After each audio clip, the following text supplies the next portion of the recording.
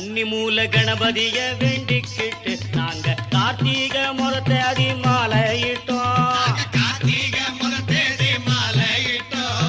கன்னி மூல கணபதிய வேண்டிக்கிட்டு நாங்க கார்த்திகை முறத்தேதி மாலையிட்டோம்.